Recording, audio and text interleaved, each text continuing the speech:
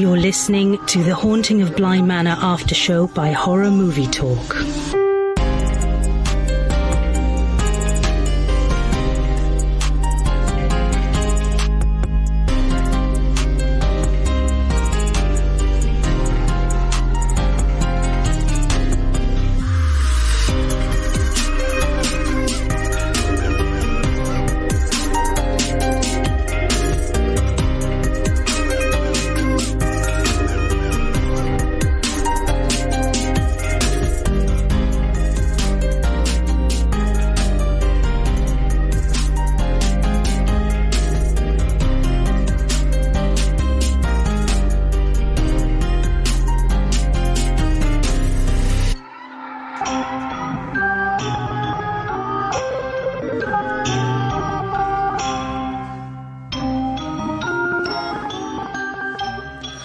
Howdy, and welcome to Horror Movie Talk Special, The Haunting of Bly Manor Aftershow.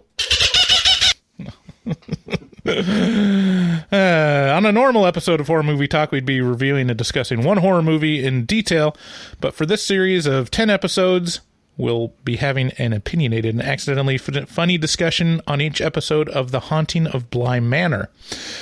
Your panel of expert hosts each week are Dr. Bryce Hanson, who holds a PhD in spookology, and Professor David Day, the foremost expert in scare no-nos. So with no further ado, The Haunting of Bly Manor Aftershow with Horror Movie Talk. Another great show. Final episode of The Haunting of Bly Manor. Are you excited? I'm sad. Are you pumped to talk about crying? I'm sad because, number one, this episode was crushing. Yeah. And number two, it was beautiful, but it's mostly because it's done. Right. Yeah. This could go on for another 10 episodes and I'd be okay. Yeah. Again, we'll be talking about episode 9, the final episode of The Haunting of Bly Manor. In this final episode, we see the fate of the inhabitants of Bly Manor and have a lengthy epilogue for those that survive the Lady of the Lake. Yeah. I mean, that's pretty much all I can say about it without completely spoiling what the episode's about, you know? Exactly. Okay, so before we get into spoilers and talk about the episode in detail, let's just let you know about our website, horrormovietalk.com. You'll find all of our past episodes as well as links to our social media where you can interact with other horror movie fiends like yourself. We post new episodes of our regular show every Wednesday, and if you want to leave us a voicemail, ask us any questions, or tell us how wrong we are about Halloween, call 682-253-4468. Also, if you want to support the show, check out our Patreon at patreon.com/horrormovietalk. But most of all, thanks for listening. So let's get into this show.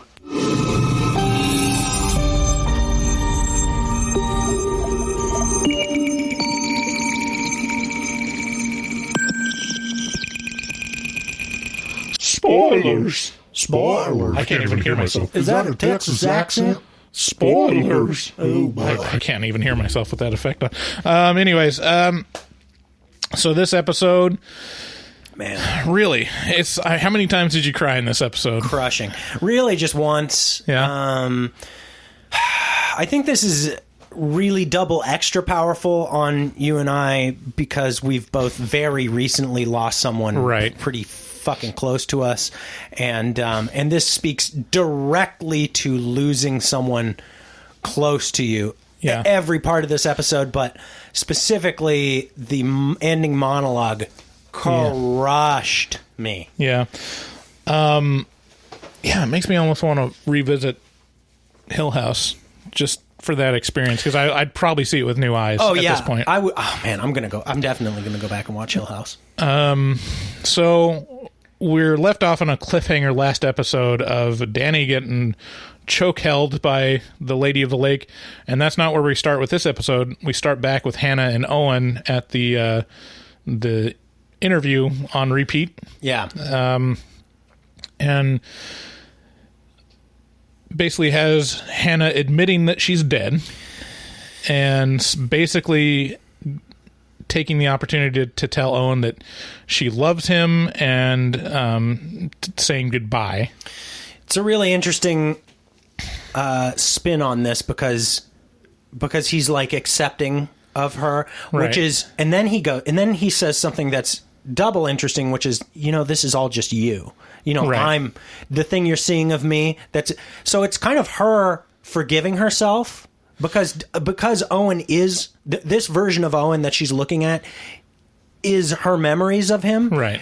And he's saying, it's okay. Like, it'll be okay. Right. That's her giving herself like closure and saying it's okay to be dead. Well, yeah. I mean, she's filling in what Owen would say. Remember, kids, it's okay to be dead. But yeah, it's all in her head. Yeah, a lot throughout this episode. It's just really a lot of like capping off all the love stories, quote unquote love stories in this whole series. Yeah, and just showing the different ends to each of these relationships. I think we kind of experienced that already with Peter and Rebecca, but everyone else gets their day in the sun in this episode.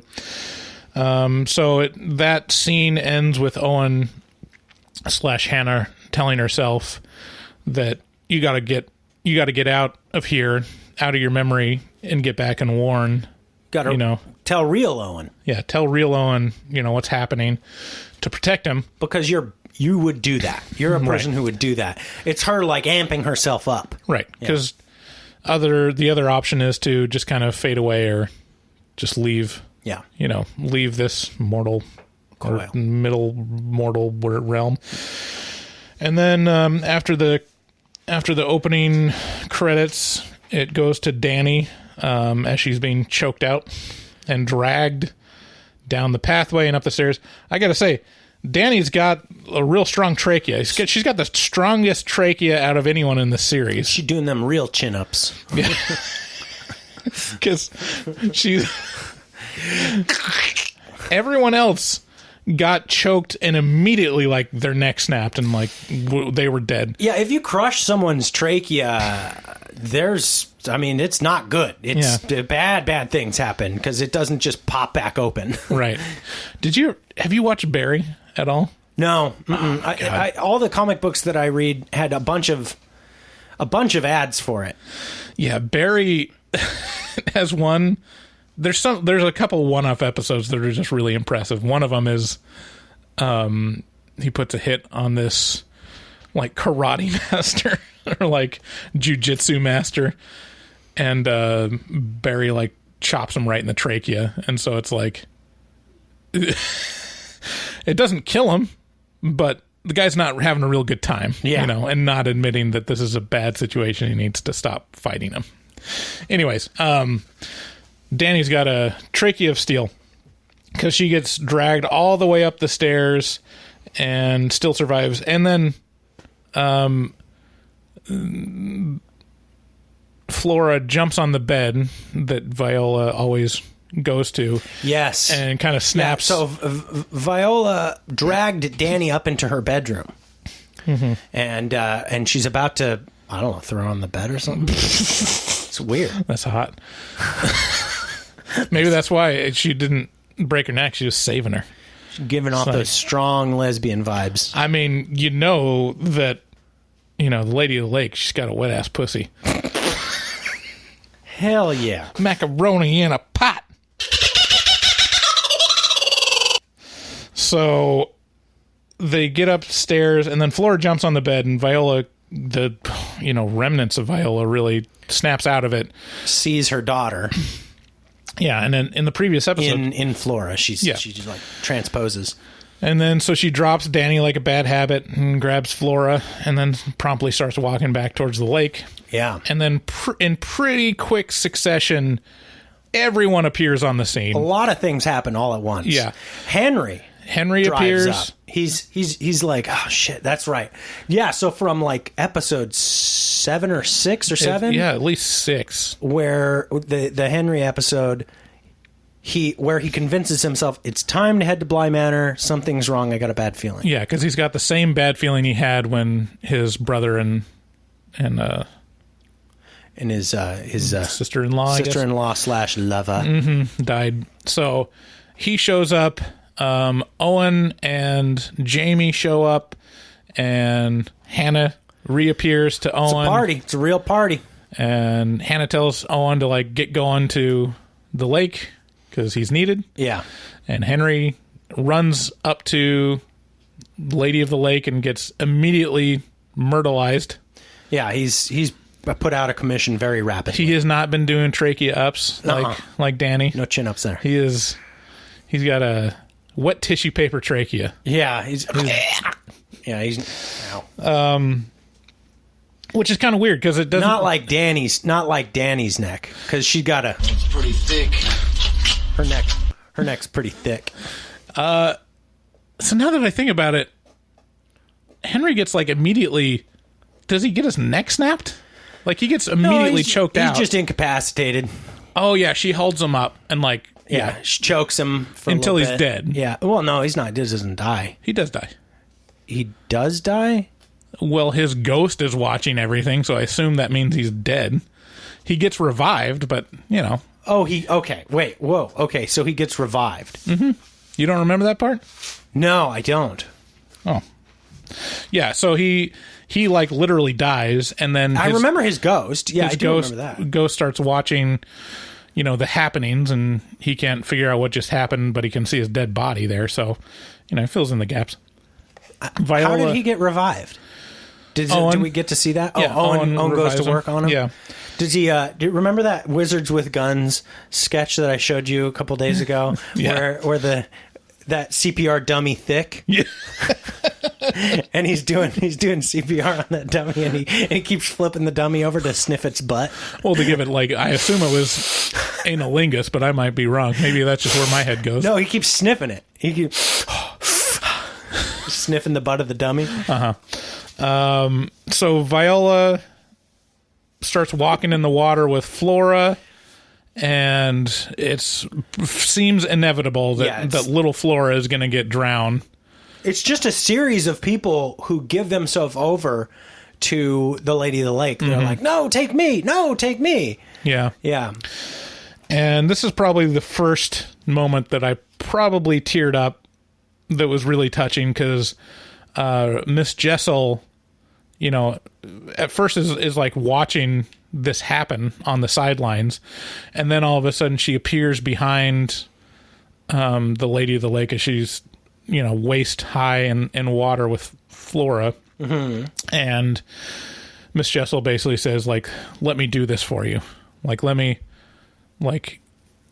come into you and I'll experience it, and you get to be in a nice memory while this happens. Oh, okay. So she does that for Flora. Yeah. So she, they do the it's you, it's me, it's us thing.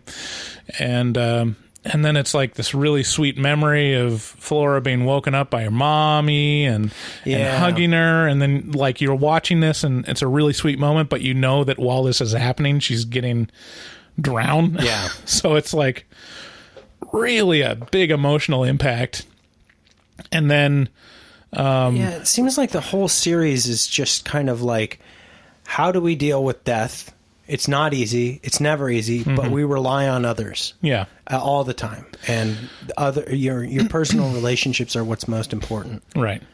Whew, man, it rings true, dude. Yeah. And the memories that you hold dear and what that's what you got. Yeah. That's what you got left. And then Danny, in a last-ditch effort, offers herself up to Viola and does it's you, it's me, it's us. It's you, it's me, it's us. And then it just goes black and goes to, I believe it goes to Owen reviving Henry. Yeah. What happens is it goes black, and then all of a sudden, it's shown basically all the ghosts get freed. Snap back to reality. Yeah. Oops, there goes Viola gravity.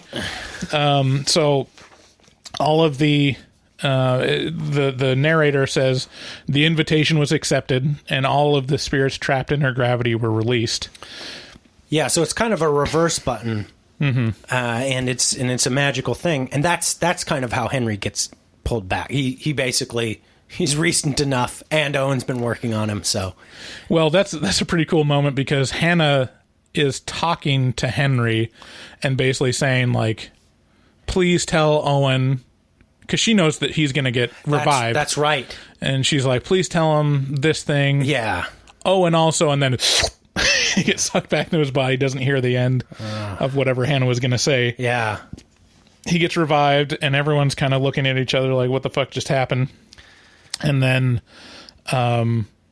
it shows Owen finding or looking down at Hannah's body and discovering that she's dead. I mean, like, all these things we're like skimming over it, but each of these has like a real strong impact. Yeah. Like, if you've been buying in and really been engaged with this series up to this point. Yeah, I wanted to ask you, just as a quick aside, like, so obviously this series deals with, how we deal with loss, how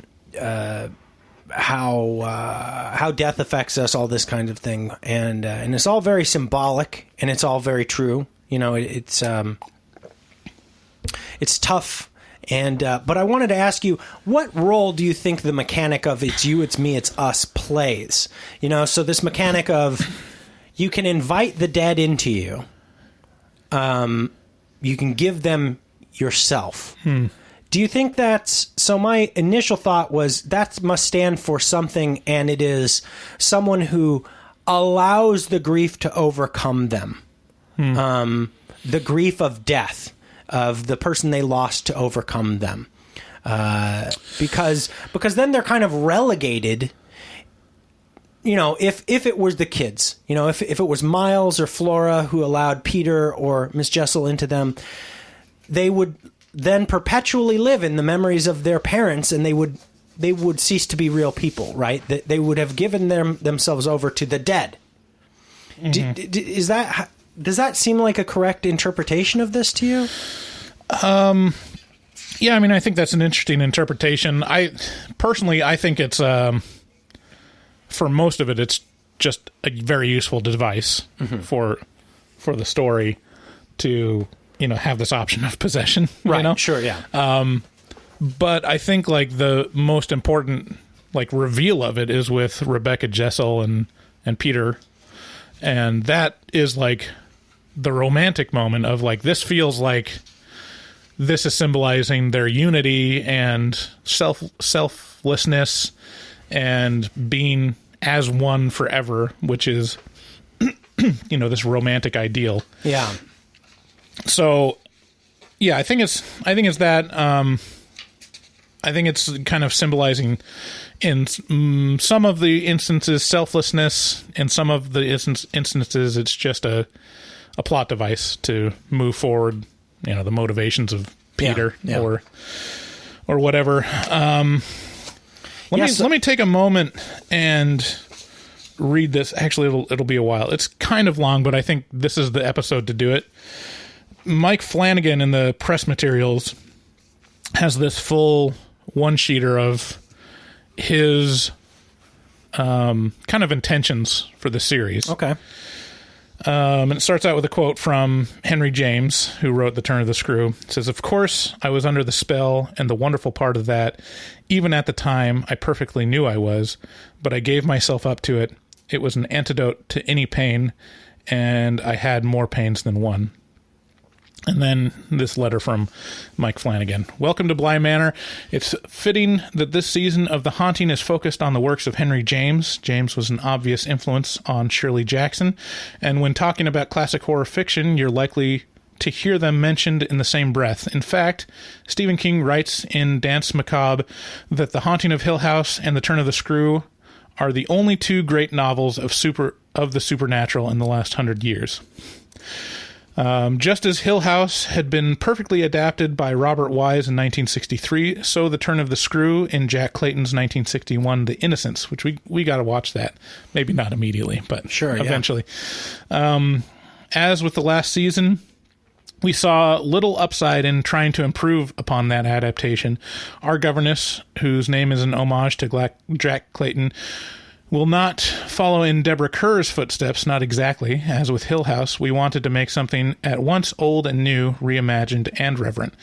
This season of The Haunting has some elements in common with our first season. You'll see some familiar faces, and it's rife with chills, thrills, and the things that go bump in the night. But whereas Hill House was ultimately a story of grief and trauma and familial strife, Bly Manor is, at its heart, a love story. Gothic romance is often misunderstood. Something about the word romance lends itself to expectations of something tawdry, syrupy, sappy even. But in Henry James's world, romance had a different connotation. Romance meant mystery and excitement. And Gothic romance meant horror and ruin. Romance held buried secrets, supernatural agony, the sense of encroaching doom.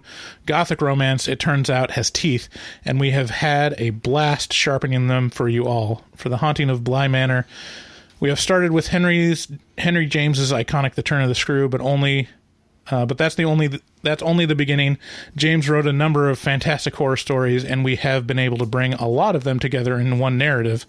From the gripping doppelganger of the Jolly Corner to the ghostly vengeance of the romance of certain old clothes, we have gone back through all of James's horror fiction in our efforts to celebrate an author whose influence can still be felt to this day, woven into the DNA of modern genre, like pale, wide-eyed ghosts peering out from behind the facade of contemporary horror.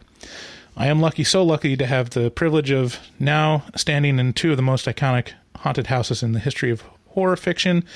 I hope you enjoy your time in the Bly Manor as much as I have, and I hope you enjoy this ghost story told as all of them should be in a low voice around a fire. So jealous of his mind, you know? Like, I wish I thought this way, you know? Like, I don't know. I'm jealous of people who have this much forethought and who consider stories in such reverence, you know? Yeah. Which I do, but not to this extent, I don't think. I mean, Mike Flanagan, he's obviously great at adaptation. Yeah. I mean, so Dr. Sleep is an adaptation, super faithful and reverent to source material, but also the material of The Shining, the movie. Yeah. The Haunting of Hill House with Shirley Jackson's, material. Yeah, this is your adaptation guy. Yeah. And, but I mean, his own stuff is great too. Oculus, and I think he co-wrote Hush with his wife. Gerald's Game is one of my very favorite horror movies of the last 10 years. Yeah. Like another adaptation. Yeah. Yeah, just spectacular.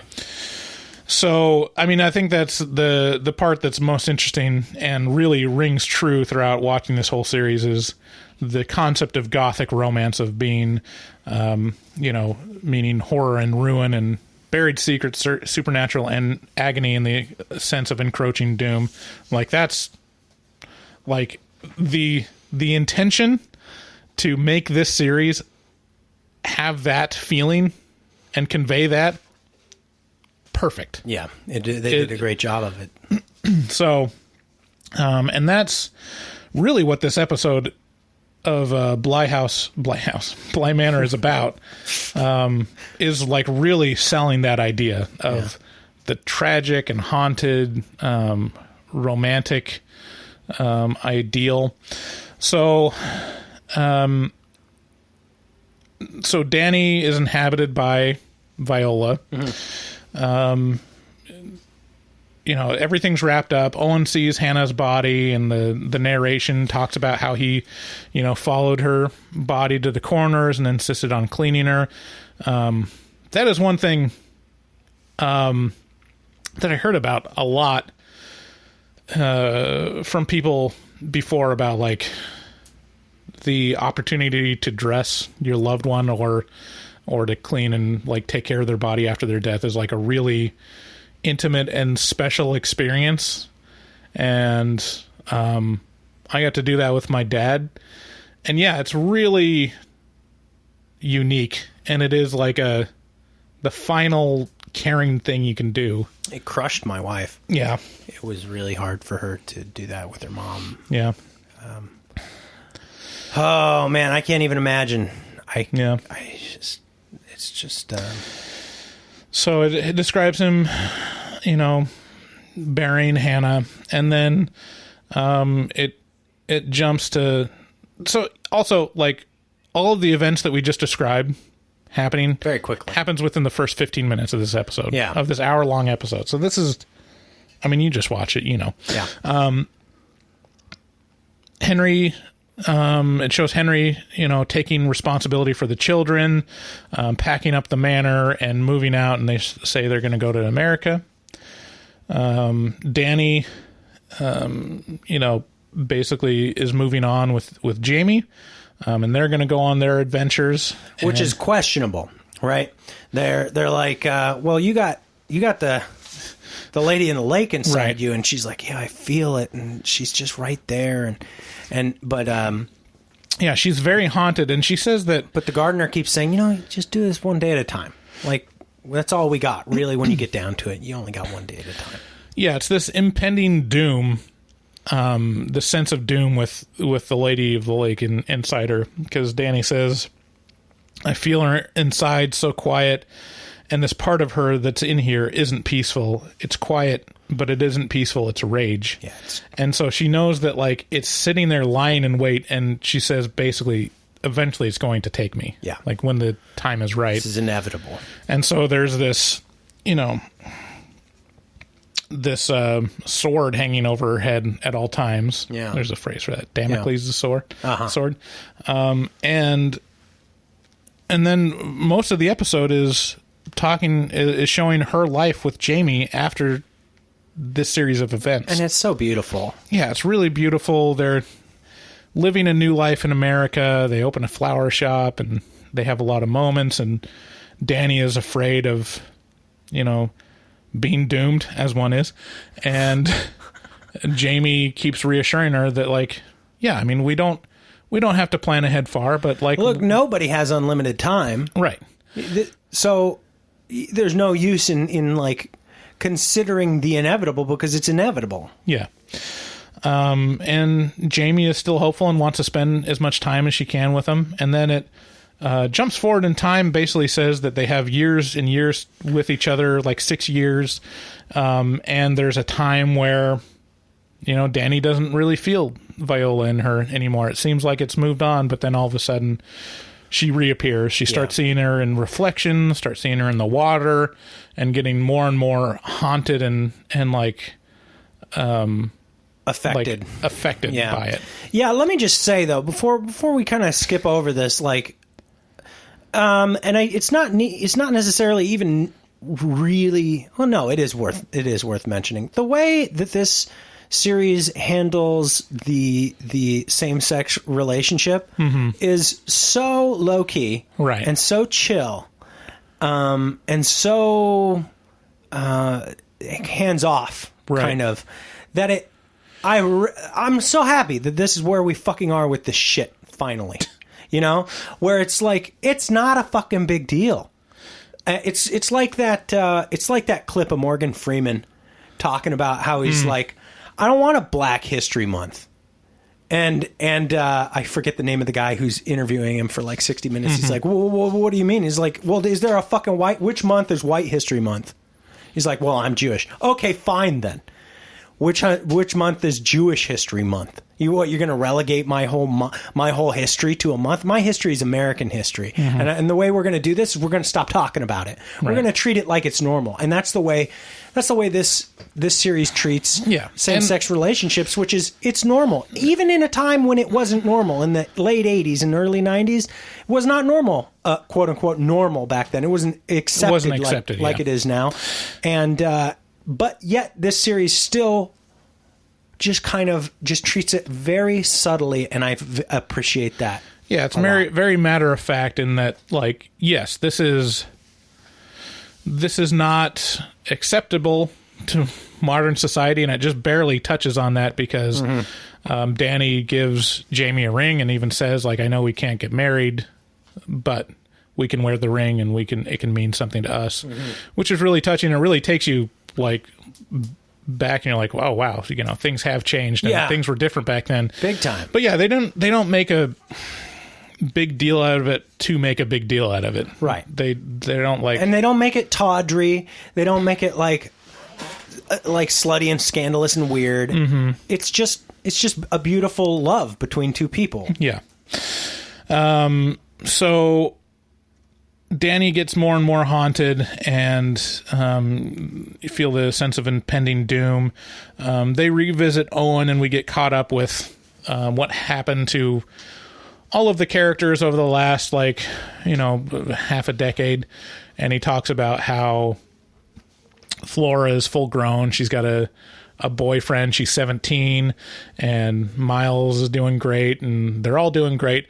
And the notable thing is that the kids don't remember anything about the happenings at Bly Manor. Henry does, because he got murdered and revived. But the kids, all the concern of what kind of scars are they going to have were, found to be unfounded. They moved on and they don't remember any of that stuff. And Owen has his own restaurant called A Batter Place. And he's got a picture of Hannah hanging up and, still in love with her. So the way they treat this Danny with Viola inside of her feels really a lot like a chronic fatal disease. Yeah. You don't... You don't know what's going to happen. You don't know when it's going to resurface. And you got to live your life you don't necessarily know you're going to be affected by this thing in a very dramatic and scary way. Yeah, they could have replaced being possessed by a rageful 17th century slighted lover with, cancer, and it would have been pretty similar. So we've mentioned this, but my mother-in-law just died a couple weeks ago of a very short battle. Well, very short to us because of how long we knew about it. But I never really truly understood the energy surrounding cancer before.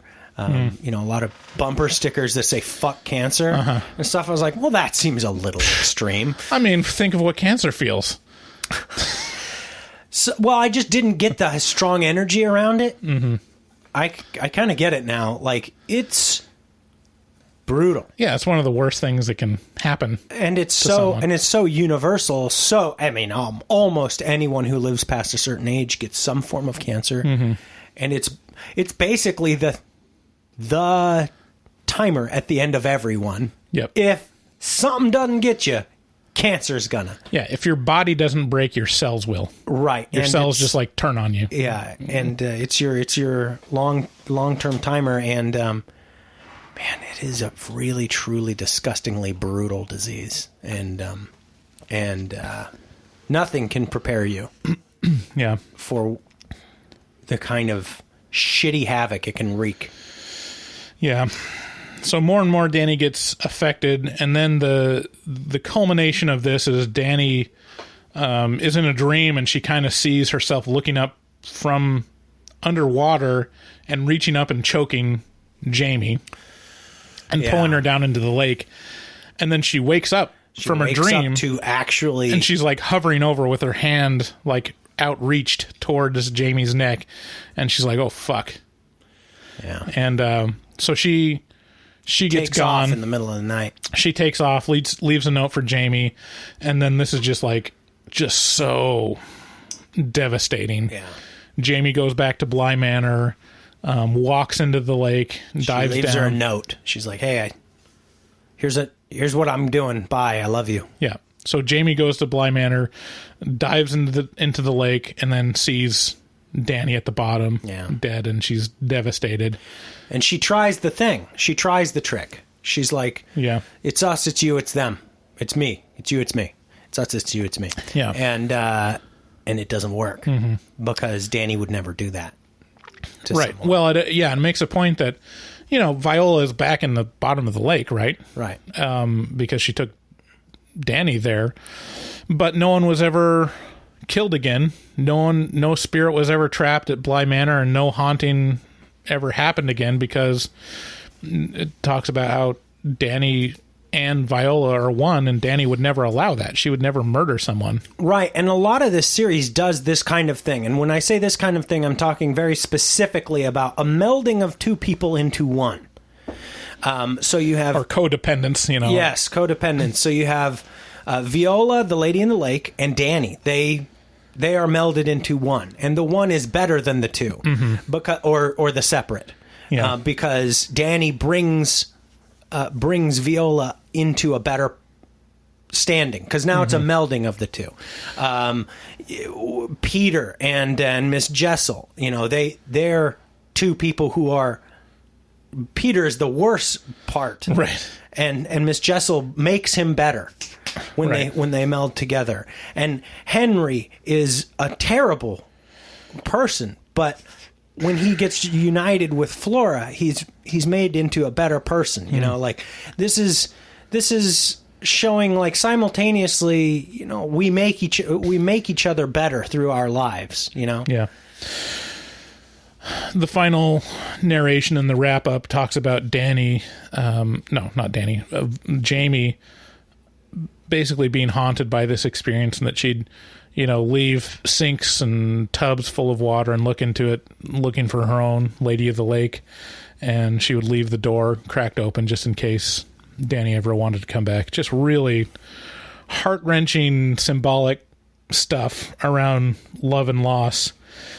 And then, I mean, so that this whole episode is kind of an epilogue of, like, what happened at Bly Manor. And then we're given another epilogue to the epilogue, which it jumps back to 2007, where you kind of forget this story started. Yeah. And with the wedding of these. Yeah, with the wedding of these two young people. And the narrator wraps up the ghost story in a nice little package, and then someone's like, so can you go to Bly Manor? And she says, well, I mean, if you were to go to England, you wouldn't find a place called Bly Manor. Yeah. But, you know, there'd be a place like it. Yeah. You know? And so that's the first inkling that, like, this might be based on truth. Right. But it's kind of like, could have been a story the whole time. Right. And then everyone kind of leaves. The bride stays behind with, what's her name? I already forgot. The narrator. Her name. Yeah, I think anyways, that's actually a spoiler for who she is. But the bride is talking with her, and there's this final kind of like, this is the thesis statement of the whole series. It really ties it up. The bride talks to the one that told the story and says, I think you set it up wrong in the beginning. You said it was a ghost story, but it's a love story. Yeah. And then the response is, you know, it's the same thing, really. Yeah. That you can be haunted by love and affected by it. And she also says, my middle name's Flora. Yeah, and the bride says, like, what a coincidence. It sounds like how weird. I don't think the bride or the groom or most of the people in the wedding party really know who this is that's telling them the story. Right. She's an acquaintance of some sort, but it doesn't seem like the bride really knows her. Yeah. As like a close seems like she's friend. Seems like she's the gardener. Seems like she's Jamie, right? Right. And so the bride says, like, that's weird that you didn't even know that my middle name was Flora. She's like, yeah, it is weird, huh? Yeah.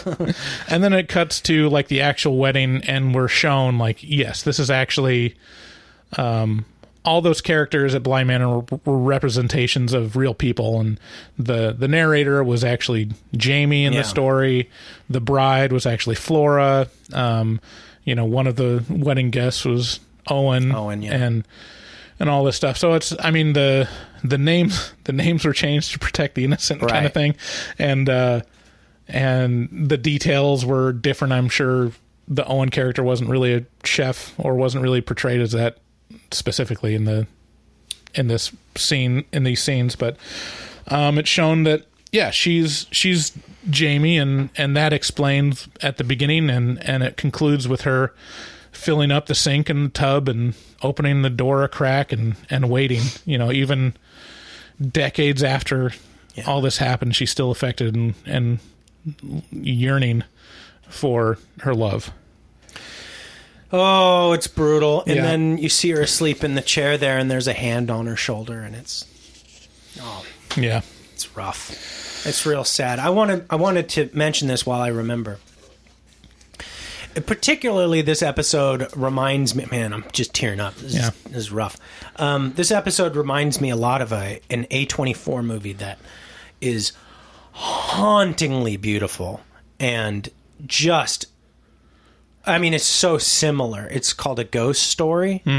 Have you seen that yet? I still haven't watched it, but I've heard so many things about it. Oh my god! It's so subtle and quiet and pretty, and it's so similar to this in a lot of different ways. And it's got Casey Affleck. Man, just a. Oh well, I guess I can't watch it now. It's also got that girl that I like. I can't remember her name, but it's him and her. And man, 2017, A Ghost Story. If you liked The Haunting of Bly Manor, and you like sad. Was it that recent? 2017? Yeah. I know. I thought it was. I know, right? It seems old, but anyway. So you guys should check that out. So that's a good one. Yeah, there it is. That's The Haunting of Bly Manor. What a great show. We're going to have one more episode where we kind of discuss our overarching thoughts. It'll be pretty short, but we'll kind of tie it up all in a bow. Yeah. Thanks again for listening. Please, if you like this after show, you'll probably like Horror Movie Talk and want to join us in the future. Subscribe and leave us a rating on Apple Podcasts. Share this with a friend. If you know anyone else that watched or binged The Haunting of Bly Manor, let them know about the podcast or this series of episodes. If you want to support us, again, go to our website at horrormovietalk.com. There's a couple different ways. You can click through to Amazon and buy stuff there, or you can check out our Patreon. Special thanks to some very special listeners that help us out on a pretty regular basis. Dustin Goebel, he's a professional artist that helps us out with our post work for our regular episodes. You can check him out on Instagram at DGOEBEL00. That's at DGoebel00. And also special thanks to Max and Kitty for helping us out with the intro. Max you can find on Instagram at Maxwell.R.Allen on Insta. If you have any comments or questions or observations, let us know on our voicemail at 682-253-4468. And we'll see you later.